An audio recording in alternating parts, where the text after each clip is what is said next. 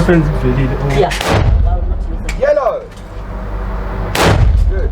South African Arms and Ammunition Dealers Association says there have been delays with firearms applications, and dealers have faced delays with import permits, making it difficult to keep the industry well stocked. This, they say, is as most guns in the industry are imported. The delays negatively affect sectors such as gun dealers, private security, hunting and wildlife conservation. The Arms and Ammunition Dealers Association says there are constraints in shipping, mainly due to port delays exacerbated by the recent floods in Durban, and they say there is poor service delivery at the South African Police Services. Dealers face significant challenges, again from the Central Firearms Registry, bureaucracy related to import permits. They're frequently changing the goalposts, imposing new requirements without talking to us and letting us know, and those cause all sorts of delays and excessive costs when we encounter them, usually at the port of entry. Without a doubt, dealers and firearms owners in South Africa are fundamentally law-abiding and want to adhere to all of the requirements, and it would be so much easier for us to do so if we knew what was expected in every step of the way. The disruptions come as players in the industry say there's been a rise in demand for firearms. This as the country continues to report rising crime statistics, seemingly fueling demand for guns. This gun shop north of Johannesburg says it recorded an increase in people interested in buying guns. They say the increase in demand for firearms was recorded particularly following last year's July civil unrest. South African Police Service data shows in the financial year 2020-2021, it received about 144,000 new firearm license applications.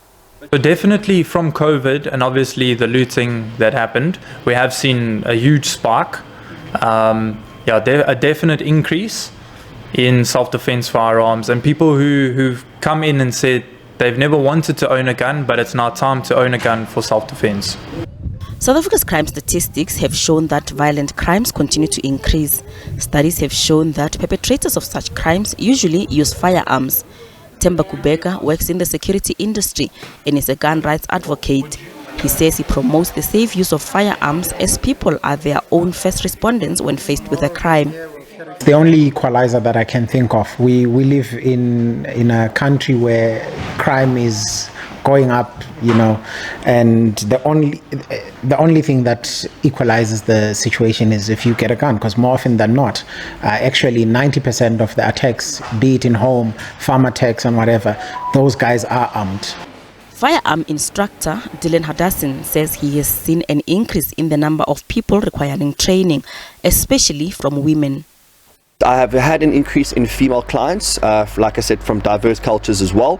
Half my clients are actually female, from the ages of 20 up to the ages of 50. They train with me one-on-one. It's just, a lot of females are saying, especially with this gender-based violence, a lot of them feel, and I do agree, that a firearm is the ultimate defense mechanism. A lot of people go for light things like pepper spray or knives, or even a bit of combat training, which I agree, anything can help is good. But there's definitely a massive increase in firearms regarding females.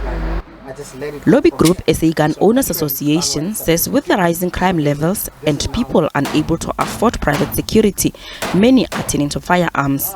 We often find a lot of more communities are deciding to protect themselves. They can't rely on the police. Those that can afford obviously have gone on to private security, and the private security industry has obviously grown over the years. If you look at just the size of the police force, how it's been reduced over 10 years, and the smaller, every year it gets smaller, but crime obviously escalates. And it's like a contrary type graph with the police going down this way and crime going over this way.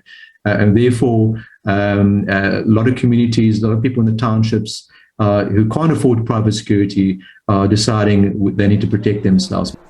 According to Gun Free South Africa data, 23 people are murdered with guns in South Africa daily. There are about 4,500,000 licensed guns in the country, and about 9,800 guns are reported lost or stolen a year. All attempts to get comment from the South African Police Service were unsuccessful.